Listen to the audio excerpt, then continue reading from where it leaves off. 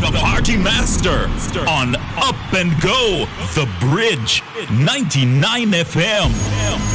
Thank you very much. Good morning. It's now 2 minutes after the hour of 6 o'clock. We're in the building and we're ready to work.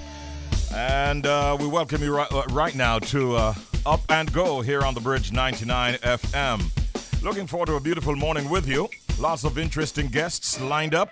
Lots of great music, some fun features, and a whole lot more.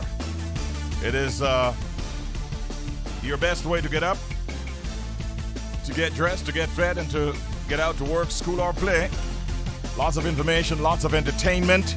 Empowering content is all that we know about. So we're going to deliver just that this morning. It's World Coffee Day, by the way. Have you had a cup of coffee yet? No? Not yet. Not yet? Okay. No? Well, maybe not coffee for Jody. And Richie, have you had a cup of coffee yet? It's World Coffee Day. I had a cup of coffee. Some nice roasted beans, and I made myself a cup before I left out. In celebration of World Coffee Day. Yeah, so we say hello to all the coffee farmers. And you know, when you're having coffee, if you add a little salt to it, it actually increases the flavor, really makes it pop. You didn't know that? Yeah. If you're going to have a nice cup of coffee and you're adding your creamers and all that kind of stuff, just dip a little salt in. Not a whole lot, because salt, they say, is not good for you, but a little sprinkle of salt, man, it makes that taste pop. It's now time for headlines across the bridge. We start with a story on the Gleaner front pages. Power struggle. Lawmakers light up JPS for outages. Company denies collective punishment in war against thieves. And the story says, accusing the Jamaica Public Service Company, JPS, of disconnecting the electricity of paying customers to combat thievery. Opposition Member of Parliament for St. Andrews Southeastern, Julian Robinson, is calling for the government's intervention in what he says is an unjust act. Robinson on Tuesday slammed the power company, reporting that at least 3 communities within his constituency and scores island-wide are affected by the JPS policy. The legislator told Parliament that between 10 a.m. and 7 p.m. daily, some communities are without power as JPS seeks to punish illegitimate beneficiaries. It is manifestly unfair and unjust to penalize paying customers by turning off the light every single day, Robinson stressed. He said that this has been the case for months and has been across the board in many communities. Winston Callum, Director of Corporate Communications at JPSCO, denied the allegations that the company's technicians carried out a policy of turning off power in retribution against electricity thieves. Callum said, however, that there were devices configured in its infrastructure to trip when usage soared above certain levels. Meanwhile, as we flip over to the Jamaica Observer, we also see Member of Parliament for St. Andrews Southeast and Opposition Spokesman on Finance, Planning and the Public Service, Julian Robinson. In one of the headlines, he said yesterday that, he posed several questions to Minister of Education, Youth and Information, Favour Williams, concerning Rural Reid's leave as principal of Jamaica College. According to a statement from Robinson, the questions relate to the former education minister's contract with the school and say recommendations that the Jamaica College School Board might have made to the ministry in 2019. Reid resigned from his position as minister in 2019 and was arrested several months later along with wife Sharon and their daughter Sherelle. President of the Caribean Maritime University, CMU, Professor Fritz Pinnock, and Brownstown Division Councillor Kim Brown Lawrence in connection with the CMU Education Ministry corruption probe. In his statement, Robinson is also seeking to confirm the length of time that Reid has been on leave from JC and the period for which the leave was approved. Let's go further afield now, and we pick up a story from the Caribbean News Now. Development of St. Lucia will continue to be compromised, says PM Pierre. Prime Minister of St. Lucia, Philip J. Pierre, made a plea delivering his statement to the UNGA 76, that is the United Nations General Assembly, for diplomatic reconciliation between Cuba and the U.S. He noted, the development of St. Lucia will continue to be compromised as long as the development of our sister nation of Cuba continues to be frustrated by global political considerations. He added, the situation in Venezuela concerns St. Lucia tremendously. The Prime Minister's statement to the UNGA 76 also specified that St. Lucia remains among a handful of countries that maintain official relations with the government of the Republic of China, Taiwan. We continue to plead the case for the advance their cause to be accepted as a legitimate participant in the global decision-making process. And let's go further afield now. The ABC News provides us with our final story. Fumio Kishida is expected to become Japan's next prime minister after winning leadership election.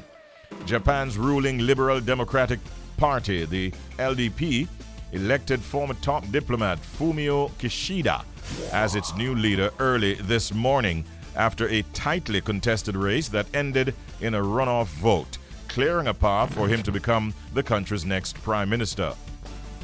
Kishida is widely expected to take the reins of the world's third largest economy once Parliament convenes in October, succeeding the outgoing prime minister owing to the LDP's majority in the lower house. The general election is expected to be held later this year. In a speech following his victory, Kishida said he will start running at full speed to work toward a bright future for Japan. And he's 64 years of age. That's it for headlines across the bridge. 16 and a half minutes now before the hour of 7 o'clock. I keep saying it every time we play that rhythm. Feels like we get some healing from it. Beautiful music, really. Big ups to the producers of that one. At this time we'd normally have something to tell you in terms of what's happening on the streets. I'm heading to England, actually, to the United Kingdom, where the petrol shortage is still. Now, I know who I believe. Who do you believe? The Prime Minister, Boris Johnson, it's now 15 before 7 o'clock, by the way. He's saying that, and I quote, "We are starting to see the situation improve with regard to the petrol crisis." They're having a crisis over there, ladies and gentlemen. And that is what the Prime Minister is saying this morning. He says the government has put the army on standby to help deliver supplies and announced measures to ease the shortage of tanker drivers, which is really at the crux of the matter. But the question really is the petrol shortage improving? There are still long queues outside of the forecourts of gas stations or petrol stations. And although the Prime Minister is saying that the situation is now stabilizing and things are getting better on the forecourts, the Petrol Retailers Association, they're not seeing much improvement, and they're stating that. And my good friend Big D sent me a video earlier this morning, and he was driving and recording. And DJ Audley, it looks like he might have traveled close to a half of a mile or more. And all that you could see are vehicles that are in a line going towards a petrol station. I think it is a Tesco, he says, which in that particular area is the only one that had some petrol left. And we're not talking about scores of vehicles, ladies and gentlemen. We are talking about, I don't know, this looks like it's past hundreds. It could be thousands of vehicles that are heading in one direction, trying to reach up to that Tesco station to hopefully get some petrol. And remember, he also told me yesterday that they were rationing the supplies, and he could only get 50 pounds worth of petrol at a station that he went to, although he wanted about 170 pounds worth. So, Mr. Prime Minister, Jody, you did I give you Boris Johnson's number? Because if we can reach him today, I want to talk to Boris and see how come he's saying that the situation improving. In fact, you know what? I think he has a WhatsApp connection to his phone. We want to be sending him this video so that he sees what we are seeing, and that is that the shortage of petrol in the United Kingdom is really not getting any better. And for those of us who have family members over there who would normally be sending down, some monies and so on, maybe you're not even getting that because persons can't even get to these remittance locations.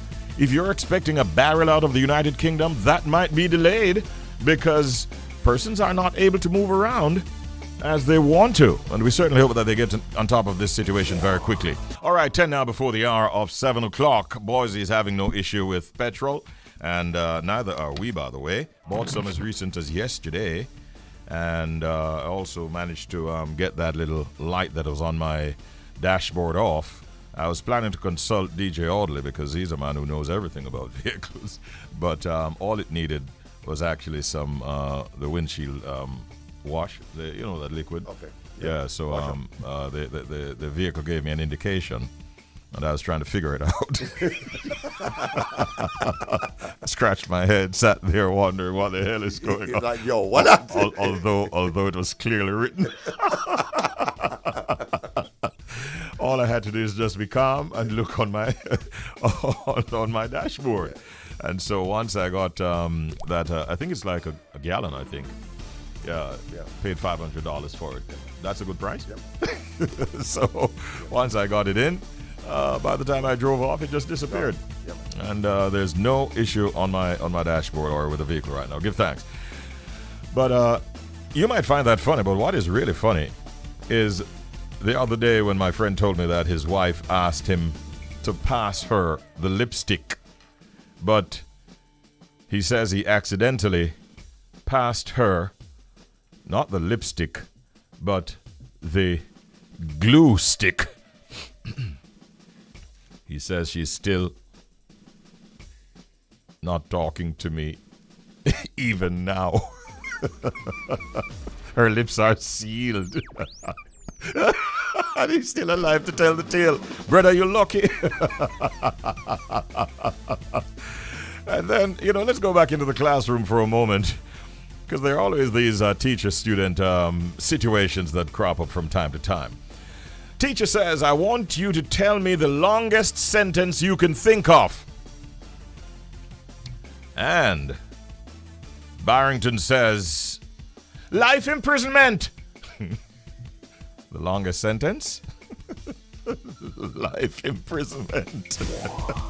Ladies and gentlemen, we're very pleased to have in our midst a gentleman we know very well, and he's quite an innovator.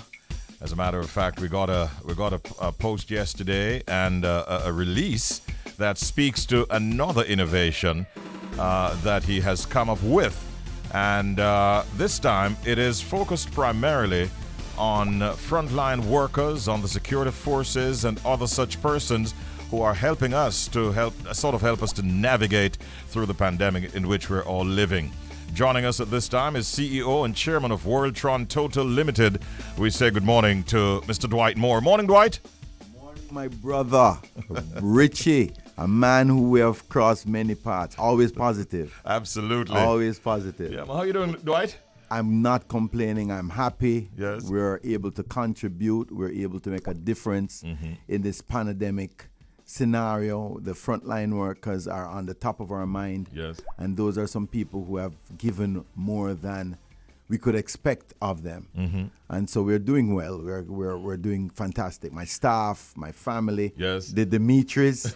Yes. I know yours. He has a son with the same name as one of my sons, so we always match notes on that. How is Dim doing? He's doing all right. He's doing very well. He's top of his class. Wow. He's top boy. Yeah. He's 4 years old going 5. Yes. But I told him there's a bigger Dimitri. He needs to be just like.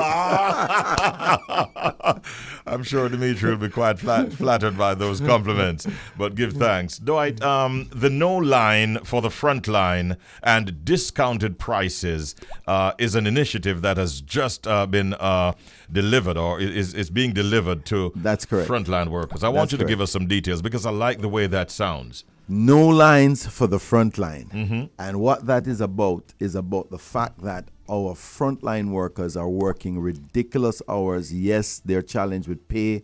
Yes, they're challenged with transportation problems. And where we fit in to support the national agenda is by ensuring that signs are posted and persons like yourself who care about Jamaica are actually giving us a chance to share this message. So how it works is very simple. We have educated our staff. We have runners at the pumps, runners in our convenience store. This is at the location. And Halfway Tree Road, 23 Halfway Tree, right? We've been there for about 30 years. Right. We've been there for 30 years. And so what we're doing, everybody knows we're there. We are pioneers in the 24-hour business operation. We're the first gas station to open 24 hours in Jamaica. Fantastic, yeah. And so we have constantly innovated, but this particular innovation is guided to ensuring that frontline workers stay on the job. And by frontline workers, you're referring to exactly who in this particular In this promotion? case, we are focused primarily on medical and law enforcement professionals. And this medical and law enforcement includes firemen, correctional officers, police officers, nurses, doctors, The people Army. involved, Army, Army. We have an excellent clientele with the military. Okay. They work ridiculous hours. I still don't know how they do it. But whilst the organization, the JDF, has its own fuel pumps, the staff members need their own supply. Right. And so what we do is that we ensure that when they come to our pumps and they're wearing their uniforms or they have their IDs, they're able to go to the front of the line. Now, how this works? Tell us. How this works is simply that the runners that we have who are guides, who are traffic wardens, will identify this person and take them out of the line. So a Okay. car that's in the line will say, listen, come to the front of the line. We'll signal to you when to come. We'll speak to a driver who is about to get served before they get served and explain to them. But we also have signs posted all around the property. That indicates that Indicates this front could line, happen. exactly. Yeah, So no lines for the front line is prominently being advertised on location, as well as we're using mediums like yourself, Instagram, Facebook, and other mediums. Social media and so on Social to get the media message to out. ensure that people, and it's working. I want to know if you've had any issue whatsoever with unruly Jamaicans who would say, yo, me rush in, I can't make no police or no soldier or no nurse go in front of me, you know. Do you have that problem, and do you anticipate it could happen? Can I tell you, my brother? Can I tell you, our Jamaican people are resilient. And my first encounter with the fact that Jamaicans are 100% disciplined, which nobody's going to believe in this morning. Tell us about that. They must have said, Dwight, you didn't sleep last night. So Dwight, you're not thinking straight. You're not thinking straight. But listen, up in Ligony, by the U.S. Embassy, or wherever that U.S. Embassy is, I have seen discipline continuously. People join lines, people wait, people sit. So what we have been able to do, as I said, we sensitize our customers. And to be honest with you, this is in particular during the curfew hours, where the government, through the Ministry of National Security, have granted us license to operate on the ENS program as one of the providers. Okay. Right? Exclusively to serve the frontline workers, the exempted persons, right? And so what we have done, Members of the media as well? all frontline workers are endorsed. Yes. But in particular, the government has the ENS program, which facilitates the Hugo app people, the transporters, the guys who deliver food on the ENS program, and all these other supporters. Because, of course, this all started in March, April, when we had 2 lockdown days in succession. And, of course, these vehicles need to run 24 hours. They needed fuel. We have been innovating this because we've been doing this from how long? From the 80s, we've been running 24-hour operations. Right. So basically, we were one of the few people selected by the government and asked to provide the service. Okay. This service is working well. We have had no resistance because, believe it or not, whilst the taxi drivers who are also essential, but they understand the importance. Yeah. By the way, is this a 24/7 feature, or is it primarily for a different time of the day, like a specific time of the day? It's really all day long, but more importantly, especially during the curfew periods. Okay. Especially because, of course, then everybody's on a rush, everybody's on edge, and these service providers are guys who work long hours. They need to go home. Many of our officers live out of town, some in St. Mary's, some in Clarendon, all over the region. So at the end of the day, this service is actually working wonders. We've had a lot of testimonials. It's not only a petrol station, though. Let's get that straight. That's correct. You also have other facilities on the compound at 23 Halfway Tree Road. We do. Are those facilities, including your quick stop. is it also involved Yes, in this that's process? involved. Yes. The rest we have a number of facilities on the premises. Those are mostly closed, with the exception of the convenience store, which again is designed to aid the particular companies. And of course, we do things like curbside pickup. We do deliveries. People can order by their Hugo app. So we actually operate outside of regular hours. We operate into the curfew hours and on all lockdown days. This is sanctioned again. And I must give credit and kudos to Minister Samuda of National Security, who actually is one of the persons spearheading the ENDS program. He has actually visited our site and asked us to ensure that, listen, his people can't afford to be waiting because they're needed everywhere. So it is out of that dialogue that we said, listen, we got to do no lines for the front line. This is a fantastic initiative, ladies and gentlemen. Mr. Dwight Moore is here telling us about it. It happens at his location, petrol station at 23 Halfway Tree Road, which also, as he mentioned, has a quick stop convenience store with all kinds of sandwiches. Of and course. You know that I stop there from time to time and get my stuff. Let me ask you to speak a little bit now, though, Dwight, on how things have been business-wise during this pandemic, which has affected so many of us. Okay, the pandemic is really a challenge, and I'm glad you asked me that question. The truth of the matter is that as I sit here and I think about your question, I have to first give respect to my staff and to Total Jamaica, my brand marketing company, who's been supporting us, giving us the levels of fuel that we need. And to be honest with you, we have a lot of government fleets that we support. A number of police stations, a number of fire stations, etc. And so what has happened is that the biggest challenge for us is getting our staff home and getting them to work on a pandemic day. Not a pandemic day, a lockdown day. So on a lockdown day, there are no resources available, no public transportation. We have to charter services. That comes at a great expense because you're talking about picking up people to take them to work and back, dropping them home during shifts, picking up the next shift to drop them home. So on any particular day, we're doing 4 movements, and this is across the board with a number of staff members. It's very expensive, but we have had full collaboration and cooperation with the police. So to be honest with you, the business has been satisfactory because we have a reputation of 24-hour service, being the only station open. It was only yesterday I was talking to a friend of mine, and she was reminding me of a story she had read regarding 2004. It was posted in the Washington Post. When the city was locked down, the lights were down, the stoplights were down, trees were across the road. We were open. And that's in the Washington Post. Really? So, I mean, we have a remarkable, reputation that people rely on. That's the place that's open in Crossroads. It's Worldtron, Total. We are always open for the public, especially those people who serve the country in that patriotic mode that is still chilling in terms of what's happening in the hospitals right now. And I have to use this opportunity, my brother, if I can, to ask people to do the best they can and get vaccinated really fast. Because vaccination, even if it doesn't stop you from being infected, it certainly reduces the impact on your body and those around you, depending on how quick you recover. So you're encouraging that? I'm encouraging that, and we're looking to collaborate with the Ministry of Health to probably do a drive-through on one of these days where we do a drive-through vaccination program, because this is our country, right? And we serve the country with pleasure. And you know me for decades, my brother, over 30 years. Oh, yes. And the good thing, if people don't remember, and I'm sure they do, that station in Constant Spring by Matilda's Corner is still called Richie B Station. Mayor Brown's Corner, I know where you're going. It's still called Richie B Station.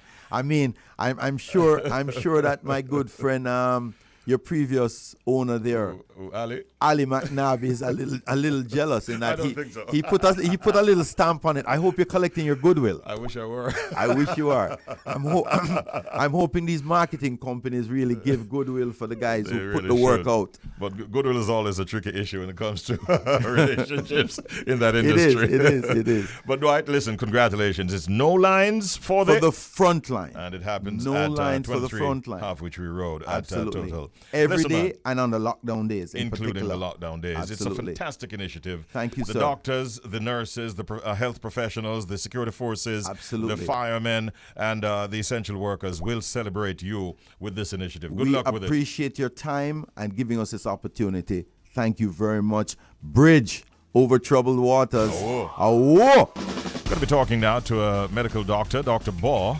Dr. Dania Bohr. She is an expert in internal medicine and integrative medicine, and has brought what you might call a holistic approach to the case of patients at HIC. That's the Heart Institute of the Caribbean, with a focus on preventative cardiology. Let me tell you a little bit more about Dr. Baugh. She's also trained in aesthetic medicine. She has published in peer-reviewed academic journals and serves as a member of the Medical Council of Jamaica. She's one of the founders of HIC, where she is currently the CEO and president. And she's here to talk to us this morning about World Heart Day and how to keep our hearts strong and healthy. Good morning and welcome to Up and Go on the Bridge, Dr. Dania Bohr. How are you? Good morning. I'm fine, thank you. Thank you so much for joining us. First of all, Doc, tell us a little bit more about the Heart Institute of the Caribbean, HIC.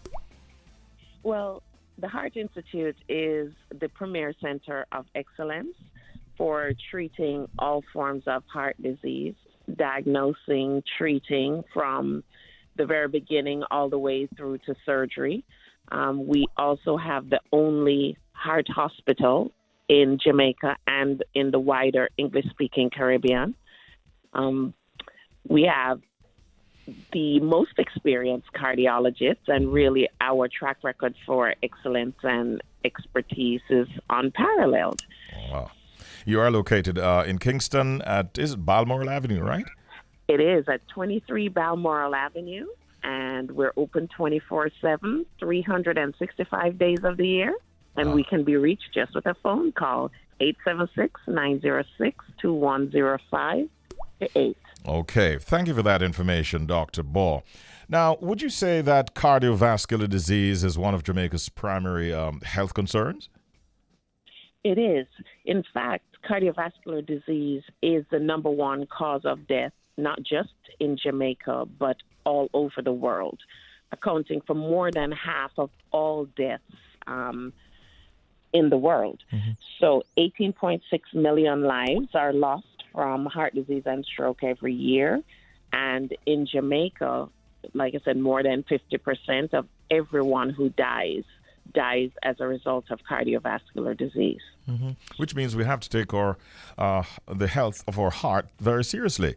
Absolutely. And following on that point, at what age would you suggest that we should become concerned about our heart's health? You know, it is a lifelong concern.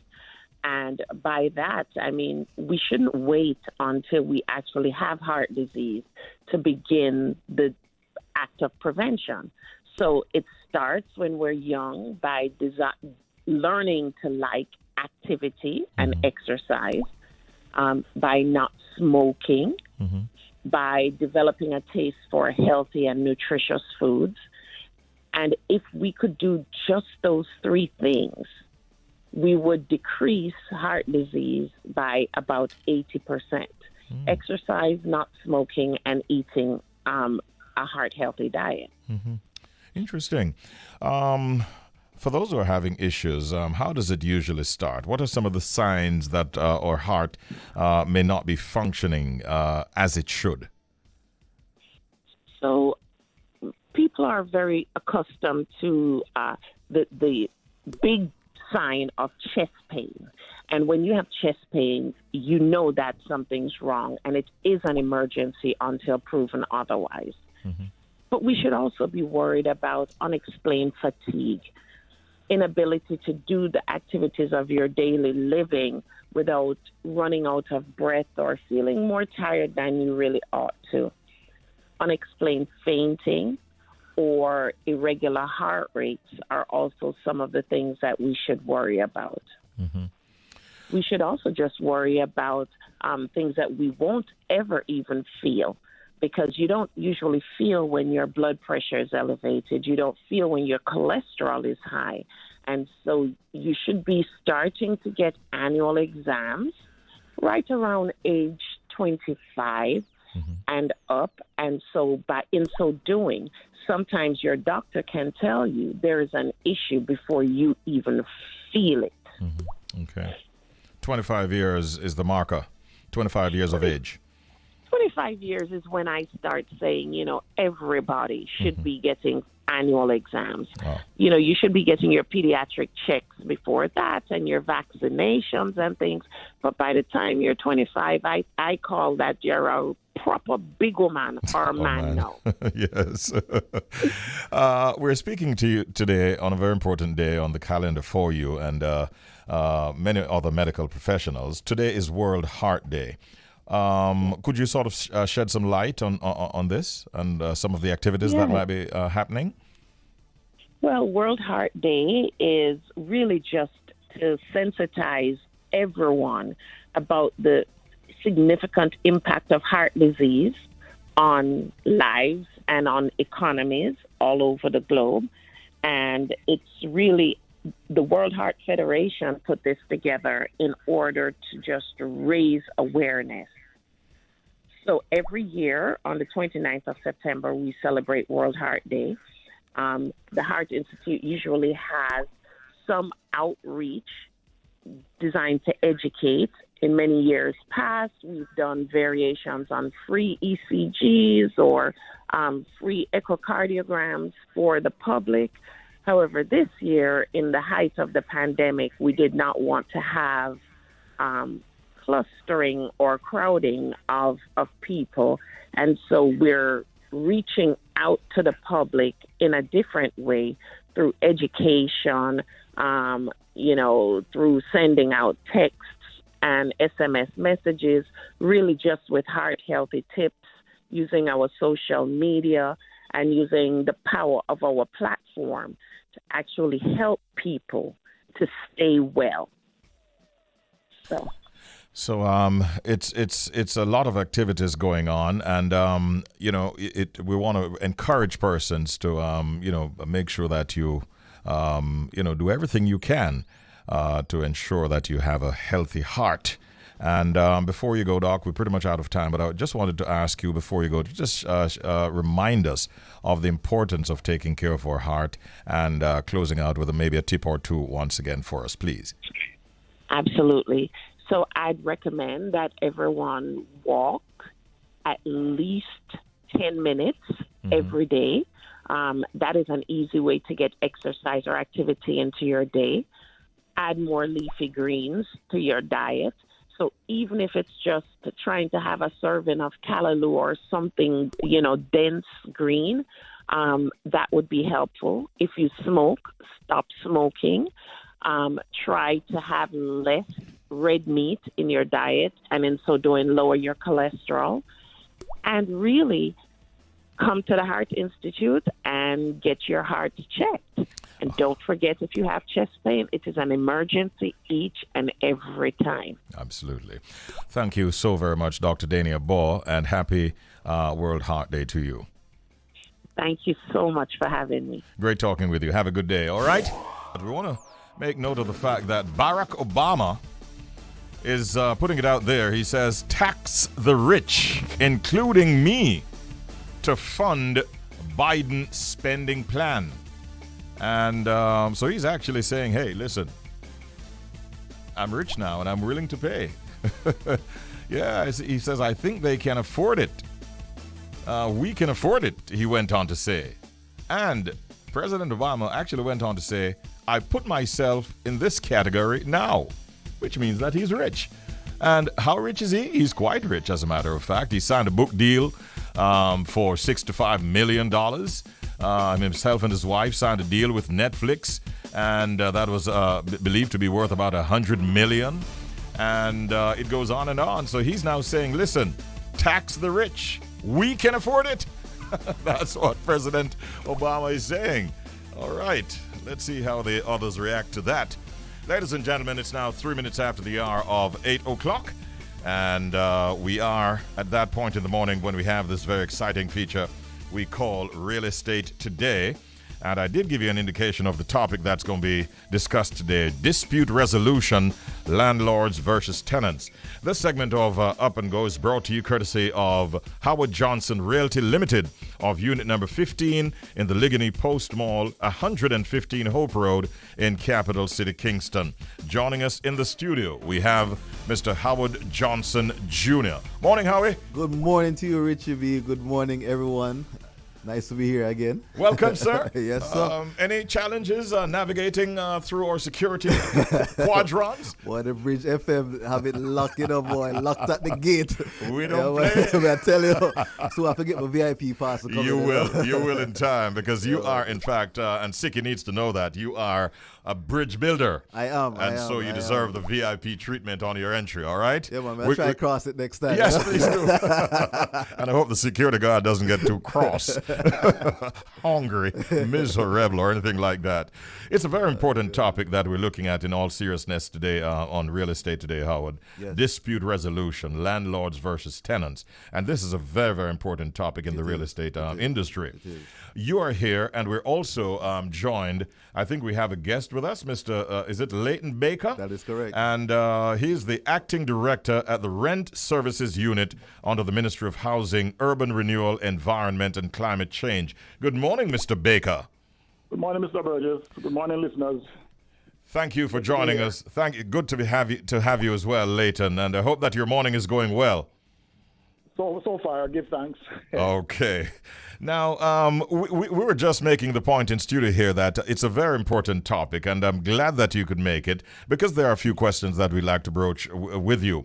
And for those of our listeners who are unaware, first of all, Leighton, can you tell us what is the purpose of the Rent Assessment Board? Well,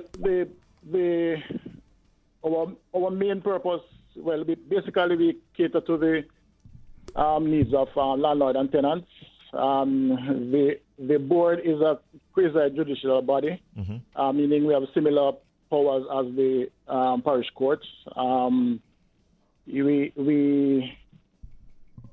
There's a number of things that we do. We deal with constant disputes that arose between landlord and tenants. And we also have hearings. As I stated before, we have similar powers to that of the court. So we have hearings twice per month to deal with arrears of rent, suing for arrears of rent, security deposit, and illegal increases in rent. Okay. I guess among even other issues, but I'd want to zero in, if you will, on the more common disputes that are brought to the board, and how would you say that the board handles these kinds of disputes? Well, some of the most common, we have the whole matter of arrears of rent, harassment of tenants, landlord not serving proper notice, and the return of the security deposit. Those are a few of the main ones that we get, right. So at first we try to resolve the issues. Failing that, then we recommend elsewhere. Okay. What would you say to listeners out there in terms of advising them as to how they can best avoid some of these issues? Avoid. Well, persons need to know their rights. You have the Rent Restriction Act. We have brochures at the office too that gives an update on what steps to take when issues arise. So first of all, persons need to know their rights, and then so that they know the necessary steps to take when these issues arise. That is very, very important. Know your rights. And you say that there are pamphlets and brochures available at the Rent Assessment Board that will help persons to understand their rights, both the tenants as well as their landlords, eh? Yes, it's also on our website. Okay. By the way, while you're at it, just give us the website address. rentassessmentboardjm.com. All right. Thank you. Let me bring Howard Johnson Jr. into the picture now. Howard, you are, in fact, a realtor.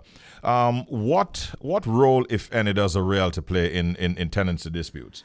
We really don't have a major role in dispute resolutions between landlord and tenant, because that's a contractual arrangement between the two individuals.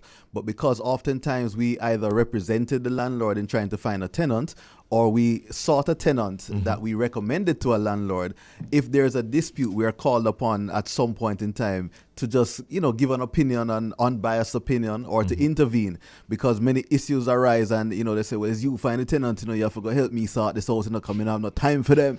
And then we call the tenant and we try to broker, because sometimes it's also possibly a personality issue or some misunderstanding. So as a realtor who would have provided the tenant, we can probably put forward some information, because we do our checks before, just to ensure that this is a qualified and capable person to be your tenant. And on the landlord side, if there's a tenant that is having a problem, what kind of hellhole you put me in a man? I never know, say landlord will come on my house every morning.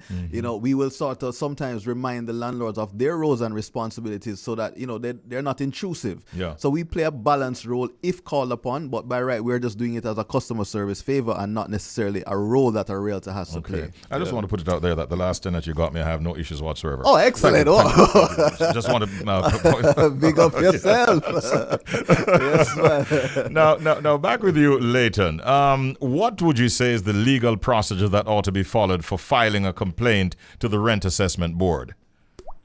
Well, the office is located at 25 Dominica Drive. For those who can visit, we encourage them to visit. They would make the complaint. We'll take a complaint from them in writing, and then they are put on to an inspector, who would then take the necessary steps to resolve the issue. Feeling that then we would recommend that the persons take it to the parish court or at the rent board for our hearing to try to address the matter. Okay. So I should point out that the decision of the board is the decision of the court, really. Binding. It's binding, as Howard said, eh? Binding, right. All right. We thank you for that. From a property management standpoint, though, Howard, how have you ever had to mediate between a landlord and a tenant on any issue whatsoever? And how did you help to sort of resolve that problem that might have existed? Yes, we have had to intervene as property managers, and as I mentioned, HJ Property Management Limited is a part of the Howard Johnson Realty Group. So when I answered the first question, I was a realtor.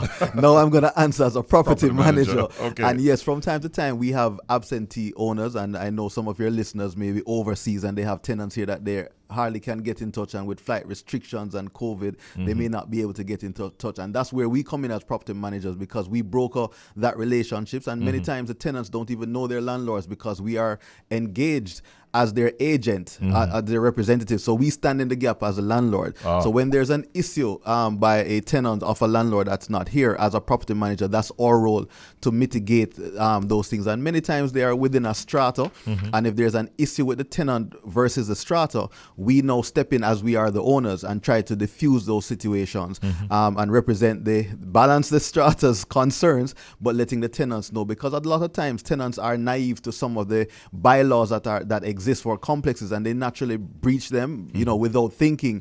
But then it's our duty as property managers to inform them as to the roles that they need to do, because while occupying that property, they have to occupy it as though they were in fact the landlord. So they have to abide by all the rules, stay in the right parking space, observe the times. If there's no pets, there are just no pets. So that's where we come in as property managers, to broker that relationship, so the landlords like yourself can be hands off. Right? Thank you, sir. Thank you. Hands off a property. This is not monopoly. I tell you. Leighton, do you give equal respect from your office's perspective to both the landlord and the tenant? Have to, but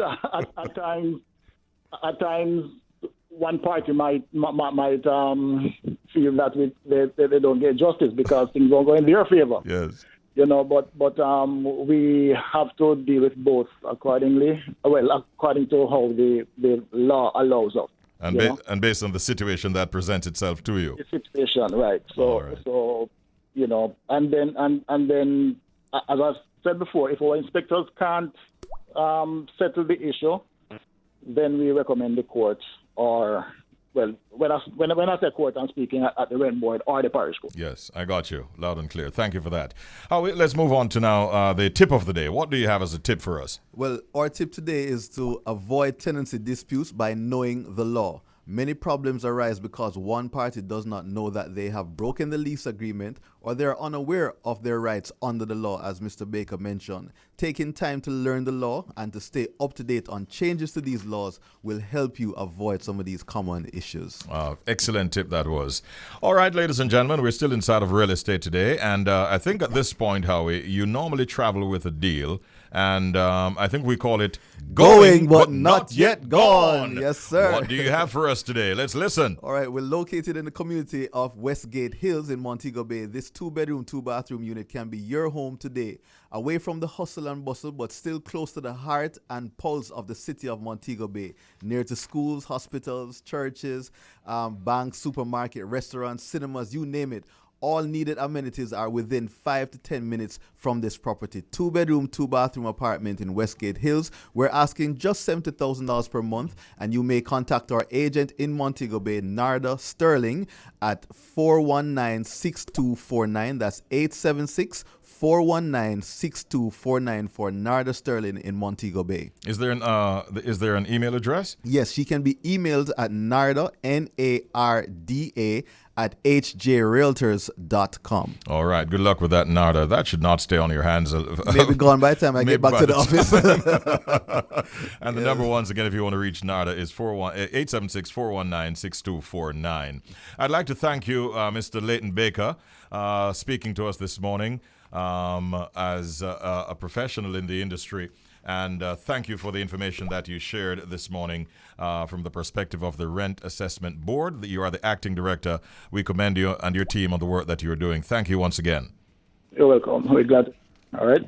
All right. And we definitely want to thank you, Howard, for being here and sharing all of this wonderful information with our listeners. They find it very, very helpful. You know, one of the things we haven't spoken about, and maybe we should factor that in one of these mornings, is some of your achievements individually as a realtor, including that world recognition that you got a few years ago. One of these mornings, we're going to let the puss out of the bag. Yes, we'll work on that. There are some achievements that he needs to tell you about. But thank you once again. Another interesting program. We're looking forward to next week as well. Thank you, sir, and good afternoon. Good morning to everybody. Yes, all right. Take care.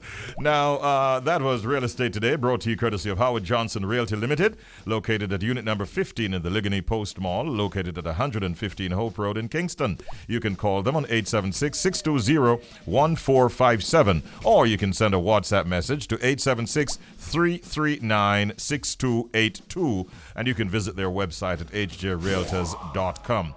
And I think at this time, DJ Roy, we're joined by a very beautiful lady. I haven't seen her for a minute, but we're very happy to have her because she's going to be speaking to us in her capacity as the PR and Communications Manager at the Jamaica Tourist Board. We're pleased to welcome Fiona Fennell. Good morning, Fiona. Good morning, Richie, and congratulations on your move. Thank you very much, Fiona. How have you been doing? We've been very busy despite this global pandemic, and I'm happy about that. All right. Tourism is alive and well. Definitely so. I want you to greet my co-host in this segment, DJ Roy from Ira Jam Radio. Please say hello to him. Hi, DJ Roy. How are you? I'm doing fine, Fiona. Great to have you on because we're moving into the season where we here in New York City, Connecticut, and New Jersey are making our plans to be into Jamaica for the holidays, and we want to know where to go and how we can get the best for our dollar. Excellent. And you are correct because our winter season is looking great. Jamaica is still looked on as a safe destination with all our protocols. So you're welcome. Everyone is welcome. And we are able to welcome you safely to the destination. So you have no excuse not to be here at some point. Not at all. DJ Roy. Now, we know that on the 27th of September, Fiona, we celebrated World Tourism Day. And there was a particular theme, tourism for inclusive growth. Tell us a little bit about that day and the celebrations and what is happening from here on during Tourism Awareness Week, for instance. Okay, so basically every year we celebrate this week. We from the UNWTO, which mandates a theme, and each country across the world decide what sort of activities they want to do to celebrate the week. The designated theme, as you highlighted, was Tourism for Inclusive Growth, and it's a theme that is very near and dear to Jamaica because Jamaica is heavily dependent on tourism. Mm-hmm. And we are always trying to find ways to ensure that every Jamaican is able to access or to benefit from the value chain. Mm-hmm. So tourism is not just what you see. It's not just the sand, the visitors. It's a lot deeper than that. And there are linkages between other sectors that you probably don't even recognize. So like manufacturing, there's agriculture, there's entertainment. Mm-hmm. So we're all interconnected, and there's a way for every Jamaican to earn if they decide to go into something where tourism is concerned.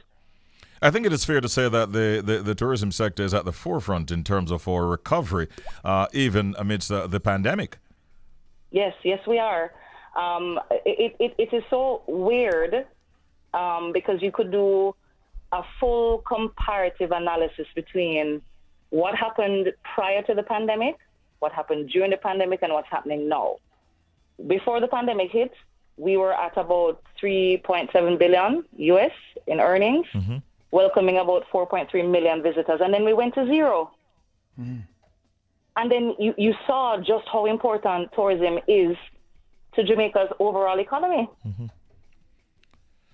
So we need to make sure, and this is why I took the time on the 27th to really throughout the morning just big up everyone in the tourism sector, all the different categories of workers and so on. We really applaud them, especially at this time. We know that there are a number of activities that are planned, and I want you to highlight some of them, including, I think, a concert or something coming up. Right. So because of COVID, we took the decision to be essentially virtual this year. To maintain safety and ensure safety for all our players. So we had a virtual church service on Sunday the 26th. On the 27th, the Caribean Tourism Organization had a full webinar with a host of stakeholders discussing inclusive growth and tourism. And then we had a virtual expo with some of our local suppliers, so some of our chefs or farmers, manufacturers, discussing basically how tourism has impacted their businesses and what they're doing now as part of the recovery strategy. And on Friday, we decided, hey, it's been so taxing for all of us. We've been managing this pandemic. Mentally, it's been very exhausting. So let us have a feel-good concert. So we said, yeah, why not? People are so stressed out. Let's do it. So we're going to have live Yaksta. Bush Lord. Bush Lord. Yep. And we're going to have Taurus Riley Singy performing live at 2 p.m. This Friday, which is October 1.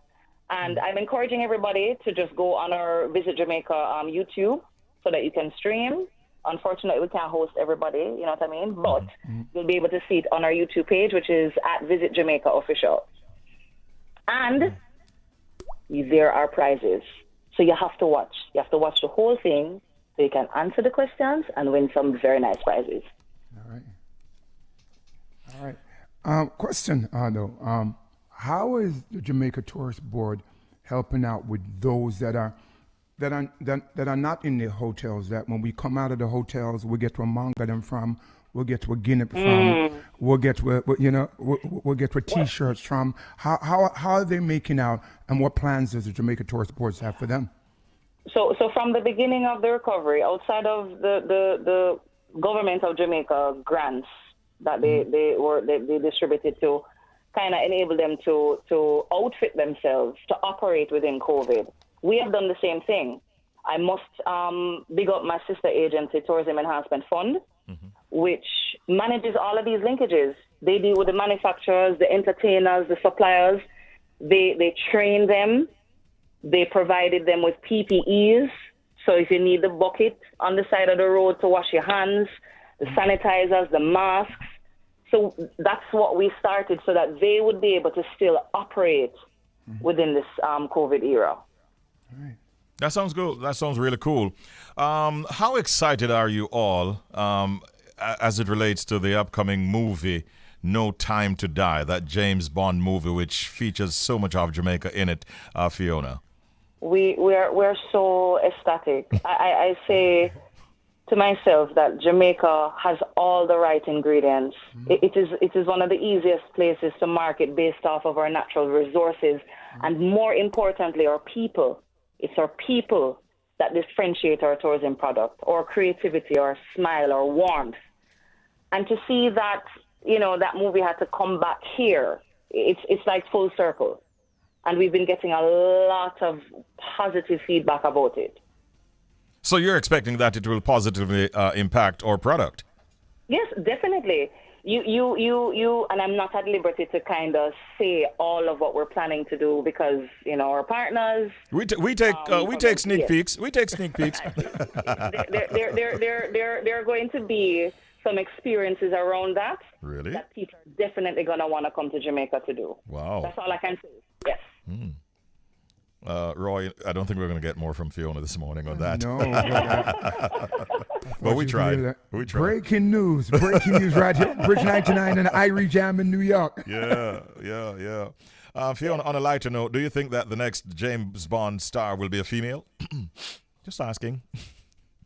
Boy, that I think it is very possible. Yes. Yeah. If I could go for the role, I would. You know what I mean? Let's vote for her to be the next James Bond star, Roy.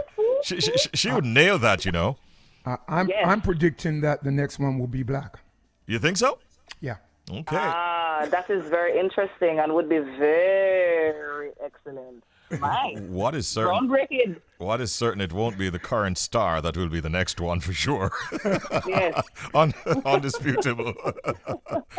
But we have a lot to celebrate as a country, and our tourism product continues to do well even amidst the challenges. And we want to commend you from the ministry perspective and the JTB and TPDCO and all of the different agencies, the TEF, for the work that you've been putting in. We're looking forward to this concert. It's two artists that you mentioned, but I get the feeling like it's a big concert. You mentioned Tyrus Riley and Yaxter. Those are two big names. One still up and coming, very humble, but very, very talented, and one with a great catalog that will definitely satisfy. We're looking forward to that. Remind us before you go where we can actually view the concert. All right, so I'm inviting everyone to join us on our YouTube channel at Visit Jamaica Official, and we start at 2 p.m. this Friday, October 1. Thank you, Fiona. It's great talking with you all as always, and we see you again soon, all right? Thank you very much. Bye, DJ Roy. Bye, Richie. Bye. Take care. I'll see you for the holidays. Yes. I might see her before you do, though, because she has a way of stopping by for some bottles, if you know what I mean. I tell you. Bye. Bye. Take care.